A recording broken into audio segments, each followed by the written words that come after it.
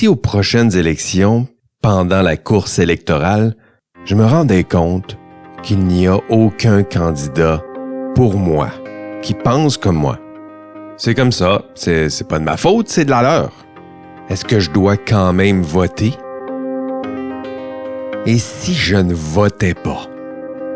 Il me semble que ce serait le plus grand des gestes politiques. Un pied de nez au système.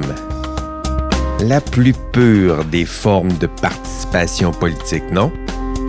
Bienvenue à Je pense, donc je vote, un balado de l'Université Laval réalisé en collaboration avec Élections Québec.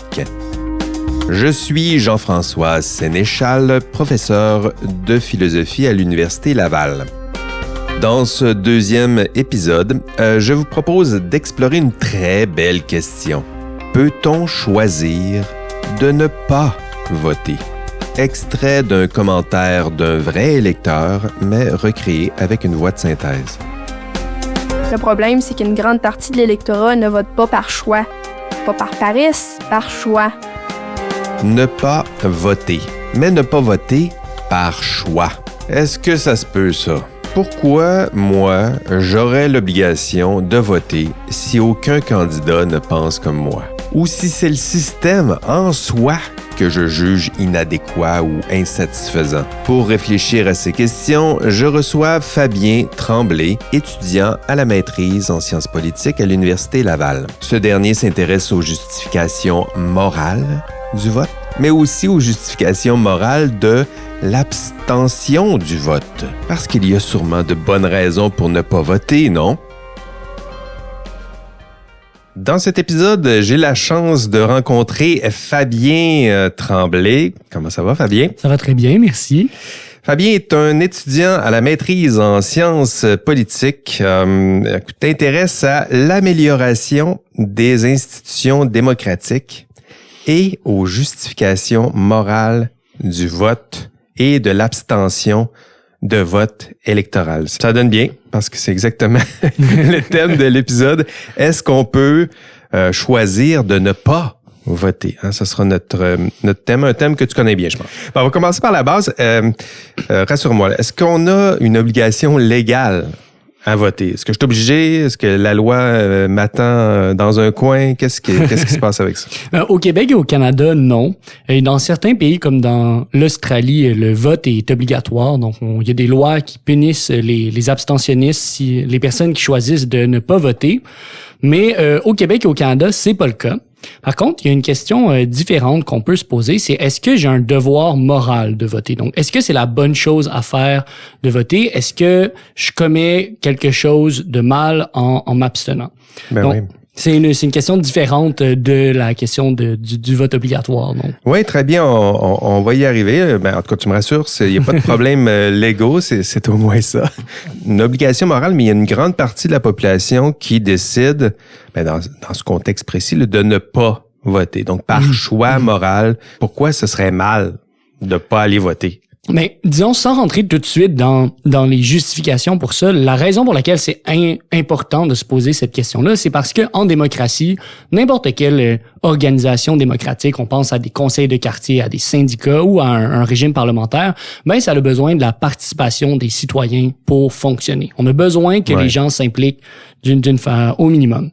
Et donc, c'est important de se demander justement c'est quoi la forme, l'ampleur de cette participation-là, c'est quoi aussi les limites à cette participation-là. Donc, quand est-ce que c'est requis, quand est-ce que ce l'est pas. Puis si moi, je sais pas pour qui voter, ça se peut là que je suive un peu ça ou distraitement ou ça m'intéresse, ça me passionne pas. Si je sais pas pour qui voter, est-ce que c'est quand même mon devoir moral d'aller voter? Puis, évidemment, le fait de s'abstenir, c'est pas le résultat nécessairement d'une paresse ou d'un désintérêt envers la politique. Parfois, on trouve qu'on n'est pas assez informé pour participer. Parfois, on a envie de protester, on a envie de rejeter des candidats, le système. Parfois, on sait juste pas. On peut avoir très bien réfléchi, être très bien informé, puis on n'a aucune idée de c'est quoi le bon choix. Donc, on peut aussi, ça nous laisse penser qu'il y a quand même même s'il existe un devoir de vote, il peut y avoir des raisons aussi dans des cas dans lesquels l'abstention, ça peut être permis ou potentiellement même désirable dans certaines circonstances. Ben, commençons par les arguments pour aller voter. On va y aller comme ça. Pour aller voter et contre aller voter. C'est quoi les bonnes raisons? Pourquoi moi, je devrais aller voter? Je vais vous en présenter les trois principales. Donc, la première, c'est l'argument de réciprocité ou celui d'éviter de vouloir profiter du travail des autres. Disons ça ici. Quand on vote, le vote, ça permet la production de biens publics, donc des biens dont tous peuvent potentiellement bénéficier, indépendamment de s'ils vont voter ou non. Ça peut aussi forcer les politiciens à se préoccuper des gens comme nous. Donc, quand moi, je vais voter en tant que jeune, quand on est plusieurs jeunes à aller voter, on force les politiciens à se dire il faut qu'on se préoccupe des jeunes pour obtenir leur vote. Donc, ces choses-là, on peut en bénéficier que l'on vote ou pas. Et pas aller voter dans ce contexte-là, c'est le premier argument. Ça serait un peu être comme la personne qui s'engage dans le métro sans payer son ticket. Cette personne-là, elle bénéficierait du trajet de métro sans avoir fait l'effort de soutenir ou de payer le trajet par elle-même. Le deuxième argument, c'est les personnes qui voient le vote comme un moyen de venir en aide aux autres dans la société, de lutter contre les injustices ou de minimiser la souffrance. Donc, c'est l'idée que par l'élection, en choisissant les meilleurs gouvernements ou en évitant la sélection des pires, on est capable de atténuer l'impact des injustices dans la société. On peut minimiser leur ampleur. En essayant de voter pour la meilleure ou la moins pire des options, on est capable de limiter les injustices dans la société. Le troisième argument en faveur d'une obligation morale de voter ou d'un devoir de vote, c'est celui du bon fonctionnement d'une démocratie électorale. Donc, selon ces personnes-là, ça permettrait d'inciter les politiciens à se considérer les intérêts et les préférences des personnes qui nous ressemblent. Donc, qu'on se soit des personnes jeunes, des personnes qui ont la même profession que nous ou des revenus, on est capable d'identifier quels groupes dans la population ont tendance à plus voter que les autres. Et en tendant vers une participation qui est maximale, ce qu'on ferait, c'est qu'on forcerait les politiciens à se préoccuper de l'ensemble des personnes dans la population. Donc, ça serait un devoir d'aller voter pour essayer de faire en sorte que notre démocratie soit plus égalitaire, plus équitable et finalement plus conforme à ses propres idéaux. Mais en même temps, il y a plusieurs façons de s'engager politiquement. On peut faire toutes sortes de choses en société pour faire bouger les choses, pour m'impliquer socialement. Pourquoi, s'il y a tant de façons de participer politiquement, ce serait nécessaire d'aller voter?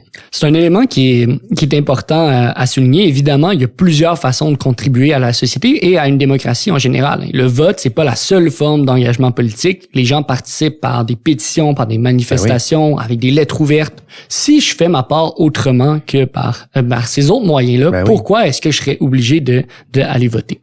Donc, il y a différentes réponses qui vont varier en fonction des différents arguments que je t'ai présentés plus tôt. Le premier, selon l'approche de la réciprocité, donc notre argument du métro de tantôt, la question qu'on va chercher à se poser, c'est est-ce que notre action réalise le même objectif que le vote? Donc, si la contribution est relativement similaire, on peut juger qu'on a réciproqué l'effort des autres, on a fait notre part dans la production du bien. J'ai pas fait mon vote, mais j'ai fait d'autres choses, puis ça contribue démocratiquement de la même façon ou selon le même poids. Exact. Mais ce qui est important aussi, en fait, c'est selon le même but. Et là, c'est là que la nuance devient importante parce qu'il faut très bien identifier c'est quoi qui est produit par la participation ou par le vote. Donc, par exemple, si on prend, on dit que le vote, ça nous permet de soutenir la démocratie, là, ça serait plus difficile de dire qu'une personne qui a fait d'autres façons, comme quelqu'un qui s'est impliqué bénévolement, par exemple, dans l'organisation des élections, pourquoi est-ce que cette personne-là aurait besoin de voter pour soutenir la démocratie? Elle le fait d'une certaine façon. Par contre, quand on prend des biens qui sont plus précis, comme le fait d'attirer l'attention sur les personnes qui sont semblables à nous dans la population, ce que le vote peut potentiellement servir, et bien là, ça devient peut-être un peu plus difficile de trouver d'autres substituts. Parce qu'évidemment, on peut attirer l'attention des politiciens ou chercher à venir les influencer à se préoccuper, par exemple, des jeunes dans mon cas, mais on fait pas juste partie d'un groupe de jeunes. On fait partie de plusieurs différents groupes dans la société. Et l'avantage du vote, c'est que en votant, on peut justement aller chercher ce poids-là pour l'ensemble de ce qu'on représente en tant qu'individu. Sur le plan de la lutte aux injustices, les personnes vont faire valoir que même s'il y a différentes façons de peut-être s'impliquer pour lutter contre les injustices, il y a des circonstances qui sont moralement significatives, qui font en sorte que notre vote est néanmoins requis au moment de l'élection. Donc, même si on s'implique un peu à gauche, à droite, d'autres façons, il faudrait quand même aller voter. Les circonstances, je t'en présente 3. La première, c'est que le vote par rapport à d'autres formes de participation, c'est relativement facile à exécuter. Au Québec, on est chanceux particulièrement ici, contrairement à d'autres pays comme les États-Unis où il y a beaucoup plus parfois d'embûches pour exécuter son droit de vote. Ici, c'est assez simple, puis il y a un bon soutien qui est assuré. Donc, ça ferait en sorte que éviter d'exercer ce moyen d'influence, somme toute assez facile, serait moralement répréhensible. Le deuxième élément, c'est que l'aide qu'on peut potentiellement apporter avec le vote, c'est extrêmement important quand on pense du point de vue collectif ou du point de vue de qui va occuper le gouvernement, dans le fond, au résultat de l'élection.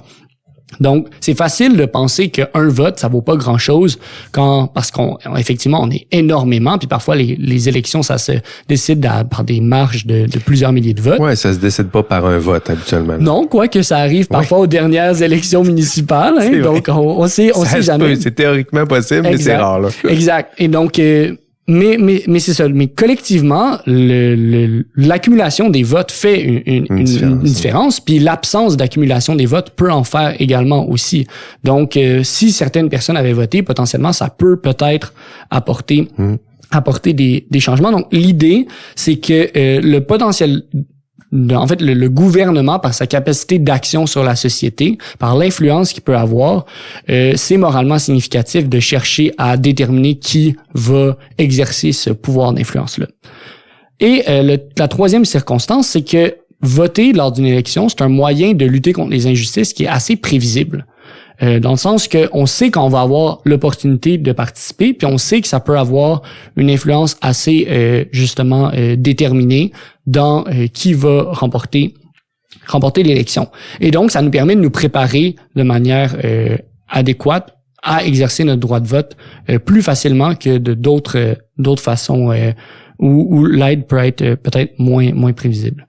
Du point de vue du troisième argument, la réponse, c'est qu'on fait valoir que l'impact la participation du plus grand nombre d'électeurs peut avoir est très fondamental et structurel sur notre démocratie. Donc, même si on peut s'imaginer que on peut contribuer de différentes façons à rendre notre démocratie plus égalitaire ou plus équitable, l'impact que aurait une participation de tous les citoyens à chaque élection inciterait énormément les politiciens à se préoccuper de tous les groupes qui les composent. À l'inverse, si on pense que d'autres moyens peuvent compenser ça, il y a des philosophes qui font valoir qu'il y a certaines raisons qui nous permettent peut-être de douter de l'impact que peuvent avoir des moyens alternatifs par rapport à l'influence d'une participation électorale du plus grand nombre de citoyens. La première raison, c'est que parfois on a de la misère où on est pas incapable, mais on fait des erreurs quand on évalue les intérêts ou les besoins des personnes, des groupes auxquels on fait pas partie. Donc, essayer de militer pour les autres, parfois, même si ça apporte une aide, parfois c'est pas nécessairement un garant équivalent de s'assurer que tout le monde évalue de son propre point de vue qu'est-ce qui est bon pour ces groupes ou pour sa société. Et la deuxième raison qui est avancée, c'est le fait que ça demanderait énormément d'efforts en termes de mobilisation pour chercher à avoir le même impact qu'une participation électorale de l'ensemble des citoyens. Donc, l'argument est fait que même si on peut contribuer de quelconque façon à rendre une démocratie plus équitable ou plus égalitaire, la participation d'un plus grand nombre de citoyens va vraiment être ce qui pourrait nous permettre le mieux d'atteindre cet objectif-là.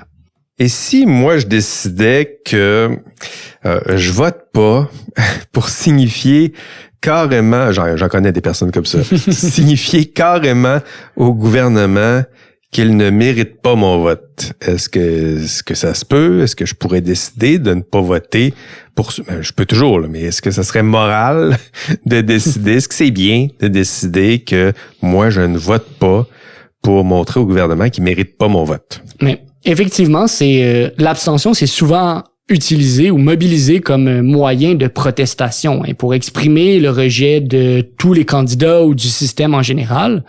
Tiens, on peut se poser aussi parallèlement la question dans un contexte qui serait non démocratique. Hein. Est-ce qu'on serait tenu de participer si notre participation peut peut-être faire en sorte que le gouvernement se légitimise ou se utilise les taux de participation pour dire, regardez, moi, j'ai la volonté populaire et je suis justifié à faire ce que je fais. Donc, c'est un peu la même logique qui est derrière ce raisonnement-là. Et dans les faits, la plupart des philosophes qui défendent l'idée d'un devoir de vote vont reconnaître qu'il existe justement des circonstances ou des manières de s'abstenir qui font que l'abstention peut être moralement permise et compatible aussi avec l'idée qu'on a généralement un devoir de vote. Et justement, parlons-en. C'est quoi ces circonstances? Est-ce qu'il y a des circonstances, un contexte où ma décision de ne pas voter, c'est mon choix, puis c'est correct? Oui, alors, certaines personnes vont faire valoir, certains philosophes vont faire valoir que c'est la manière de pratiquer l'abstention qui fait la différence en contexte démocratique. Donc, on peut distinguer diverses formes d'abstention. D'abord, il y a l'absentéisme, le fait de ne pas se présenter au bureau de vote le jour de l'élection. Deuxièmement, il y a le vote blanc. C'est le fait de... Le vote blanc? Le vote blanc, exactement. C'est le fait d'enregistrer un vote. Donc, on va voter, mais on coche aucune des options. Ah. Donc, on soutient personne. Je le laisse comme ça. Exactement. On laisse comme ça. On choisit personne, mais on enregistre notre vote. Et le troisième, c'est le vote nul, ou le fait d'annuler son vote. C'est l'idée qu'on va rendre notre bulletin de vote non conforme sur le plan formel. Donc, on va faire en sorte qu'il peut pas être compté dans les bulletins de vote lors de l'élection. Donc, il est pas blanc, mais je pourrais mettre une grande ligne au travers. Une grande ligne au travers, cocher plusieurs candidats. Ici, c'est pas permis. Faire un bonhomme sourire, écrire des mots dessus. C'est toutes des choses qui font que notre bulletin de vote n'est pas enregistré ou n'est pas compté formellement dans le résultat parce qu'il est invalide. Donc, je me rends pas. J'y vais, mais je le laisse blanc, je le plie, je le mets dans la boîte, je le laisse blanc, ou je le barbouille. Exactement. Avec ce que je pense. C'est trois façons de montrer, non, moi je voterai pas. Exactement. Et il y a des différences importantes entre la première et les deux autres. C'est le fait que les deux autres se pratiquent à l'urne. Donc, alors que la première, la personne va juste simplement pas se présenter. Le fait que le vote blanc et le vote nul se pratiquent à l'urne, c'est justement ce qui va faire une différence importante pour plusieurs philosophes. Donc, il y a deux avantages qui sont développés pour dire que ça serait des formes d'abstention qui sont préférables du point de vue démocratique si, par exemple, on veut protester ou on n'aime pas les candidats. Donc, la première, c'est le fait que le message que ça envoie est peut-être un peu plus clair et moins ambigu que le fait de ne pas simplement se présenter au bureau de vote. Hein. Si on y pense, quand quelqu'un se présente pas au bureau de vote, on est incapable. On le sait pas, on est incapable de, à prime abord, savoir exactement c'est quoi l'intention qui est derrière ça. C'est peut-être quelqu'un qui est très activement mobilisé contre le système. C'est quelqu'un qui était malade. C'est quelqu'un qui était... Ouais, son cadran n'a pas sonné ou il est fâché. Exact. Ou il y a des personnes qui savent pas le jour de l'élection qu'il y a une élection. Ça se peut. Il y a plein de raisons pour ça. Mais donc, l'important ici, c'est... on peut certes, après ça, décortiquer en termes avec des consultations, ces différentes motivations-là. Mais déjà, il y a un message qui est plus clair, qui est envoyé avec le fait de voter blanc ou de voter nul. Par exemple, voter blanc, ça peut envoyer le message que on sélectionne aucun des candidats parce qu'on en préfère aucun ou qu'on est indécis. Oui. Alors qu'annuler son vote, ça peut justement envoyer un message de protestation plus clair. Donc déjà là, ça, c'est un avantage. Par contre, le deuxième avantage, qui est probablement le plus important, c'est le fait qu'on montre qu'on est encore engagé avec le processus électoral et que notre vote peut potentiellement être regagné. Donc, on signifie justement que on a fait l'effort de se déplacer et d'enregistrer un vote, puis qu'on n'est pas totalement insensible à la politique comme quelqu'un qui prêterait absolument pas attention à ça ou serait même pas au courant qu'il y aurait une élection ce jour-là. Et ça peut inciter les politiciens à venir tenir compte de notre mécontentement, donc à essayer peut-être de comprendre qu'est-ce qui se passe derrière cette volonté de protestation-là, puis peut-être avoir des sensibilités plus grandes à l'égard des personnes qui enregistrent des votes blancs. À l'inverse, la personne qui, elle, va s'abstenir en se présentant pas, donc en étant absente, il n'y a pas d'incitatif électoral qui est offert nécessairement aux politiciens pour s'intéresser aux besoins ou aux préférences de elle-même ou des autres personnes. Il y a certaines personnes qui font valoir quand même que du point de vue, par exemple, de la lutte aux injustices, ça serait toujours préférable de chercher à voter pour le moins pire des candidats ou la moins pire des options, même si on juge que après une évaluation sérieuse, les candidats sont assez indésirables. Il faut valoir qu'il y a probablement tout le temps des différences importantes dans les programmes et dans les candidats. Parfois, même si il y en a un qui peut être indésirable du point de vue de ses politiques économiques, mais l'autre est clairement un danger pour la démocratie, mais on pourrait dire mieux vaut voter pour la personne qui est indésirable du point de vue économique que celle qui risque de mettre en danger, par exemple, le système démocratique. Ben oui. Donc, ils vont faire valoir que dans ces contextes-là, faudrait quand même chercher à aller voter pour le moins pire plutôt qu'à enregistrer un vote blanc ou un vote nul. OK, je comprends, mais si je doute encore, je dirais, du système démocratique dans lequel je suis, là. Si, je sais pas tous les systèmes qui s'équivalent, là, c'est-à-dire qu'il y a des systèmes totalitaires. Là, on est dans un système démocratique, on se dit, je vais aller voter, ça vaut la peine. Puis dans un système totalitaire, mais ça donne plus rien d'aller voter parce qu'on sait, c'est qui va gagner. Mais entre les deux, là, il y a des zones de gris, là. Disons que moi, je doute que le système est assez démocratique, puis finalement, je doute qu'on tienne compte vraiment de mon opinion. Qu'est-ce que je fais? Alors, un contexte minimalement démocratique, c'est quoi? Il y a 2 critères qu'on peut proposer. Le premier, c'est que l'élection, elle est compétitive. Donc, ça implique minimalement 2 options distinctes avec des programmes qui ont des différences, qui ont des réelles chances de gagner. Oui, s'il y a juste un candidat, les mêmes idées, ça vaut pas la peine d'aller voter. Exactement. Ça en prend au moins 2. Là. Ça en prend au moins 2. Puis là, c'est important aussi de souligner qu'on a souvent tendance à penser que les programmes des partis politiques sont très similaires ou que c'est toute la même chose, mais quand on s'attarde aux différences, il y a souvent énormément d'éléments qui diffèrent des candidats, même si parfois les candidats peuvent être pas conformes à ce que nous on espérait voir chez eux dans ce qui nous est proposé. Donc, avoir une compétition minimale, c'est important.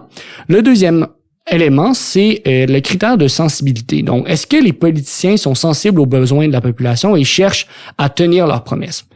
Donc, l'élément de tenir les promesses. Ah, l'élément de tenir exactement. Donc, c'est très... les promesses. Les promesses. C'est important parce que c'est comme ça que ça fonctionne, l'élection. C'est qu'on va présenter des engagements puis on va être évalué en fonction de qu'est-ce qu'on a proposé à nos concitoyens, aux autres personnes dans la population. Donc, cet élément-là, pourquoi c'est important? C'est que, évidemment, s'il y avait un régime où les politiciens ou les personnes ne tenaient aucunement compte des besoins de la population ou diraient n'importe quoi puis tiendraient absolument pas leurs promesses, mais ça vaudrait pas grand-chose d'aller participer.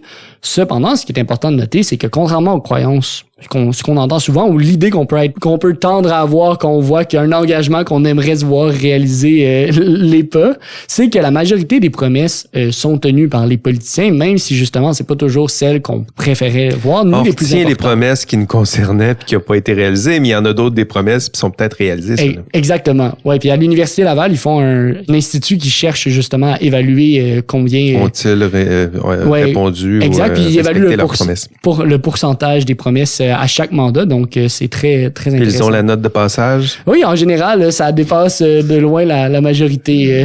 Bravo. Bravo, on va voir si on peut être fier d'eux, mais en tout cas, c'est déjà ça de gagner. Donc, ces 2 éléments-là font en sorte que on peut avoir un contexte qui est minimalement démocratique. Puis ça peut s'appliquer dans des contextes qui sont, disons, moins démocratiques que ce qu'on a au Québec ou au Canada aussi, mais qui a parfois on peut avoir un parti qui peut avoir plus de chances de gagner que les autres parce qu'il y a un niveau de corruption assez élevé, mais il y a quand même des chances que ce parti-là soit défait aux élections ou qu'il les perde, même si les chances sont pas totalement équitables. OK, j'aurais envie de tester une généralisation de la question. Ne pas voter. Ma mère disait, imagine si tout le monde faisait ça. Pour n'importe quoi. Imagine si tout le monde faisait ça. Ne pas voter. Imaginons un contexte ou une situation où personne ne votait. Est-ce que ça se peut, un contexte, une situation où ce serait correct que personne ne vote, puis à quoi ça ressemblerait? Moi, c'est un argument qu'on entend souvent que personnellement, je trouve un peu spécial parce qu'on peut s'imaginer aussi qu'est-ce qui se passerait si personne ne se portait candidat aux élections. Ça serait aussi problématique sur le plan de la participation, mais... Ben, c'est ça. C'est rare, là. C'est peu plausible, mais en même temps, ça permet de tester la force morale de l'idée, là, essayer de la généraliser. Oui, c'est sûr. Bon. Mais bon, la manière dont moi j'aime le présenter, c'est de se demander est-ce que on peut avoir des meilleures perspectives de réforme ou d'avancement sur le plan démocratique ou social. Puis je pense que du point de vue de l'élection, faut pas oublier que l'élection c'est un mécanisme de contrainte et ça détermine qui est-ce qui détient le pouvoir dans la démocratie, mais c'est aussi un mécanisme d'incitation. Donc ça force les personnes, les politiciens, les partis politiques, les agents politiques à prendre en compte les besoins et les intérêts de la population et des personnes qui sont susceptibles de les réélire. Et c'est loin d'être évident qu'en retirant des personnes de ce mécanisme-là, notre société va tendre à se démocratiser, à s'améliorer. C'est pas peut-être qu'il y a un scénario dans lequel on peut s'imaginer que ça fonctionne, mais on prend le risque en faisant ça de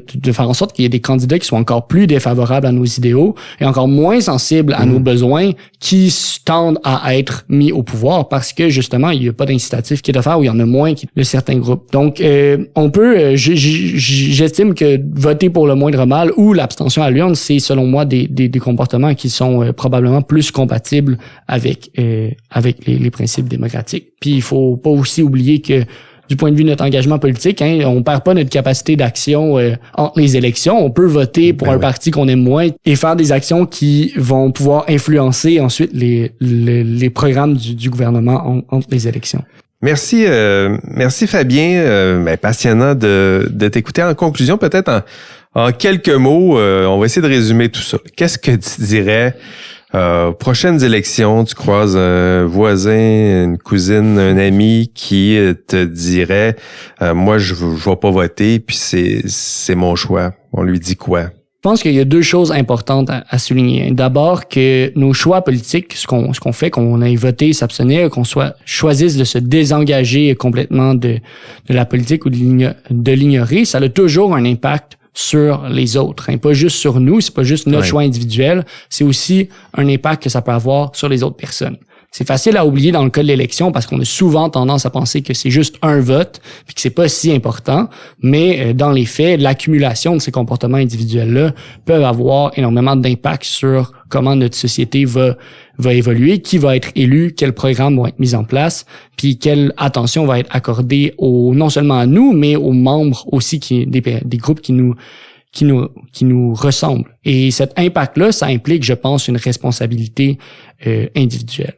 Puis deuxième chose, c'est quand même facile d'entretenir un cynisme à l'égard des politiciens là, parfois avec un peu de raison aussi, mais bon, il y a souvent des choses qui nous tiennent à cœur qui peuvent être ignorées par les politiciens, puis des réformes qu'on aimerait voir mises en œuvre qui sont promises et qui sont abandonnés. Donc, ça peut être difficile de garder espoir dans ces moments-là, mais il faut se rappeler que, de manière générale, les politiciens tendent à tenir leurs promesses.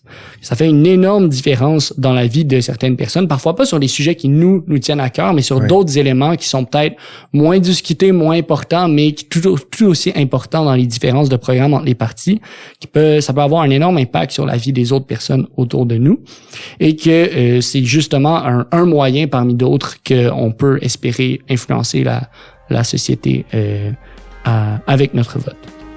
C'était Fabien Tremblay, étudiant à la maîtrise en sciences politiques à l'Université Laval.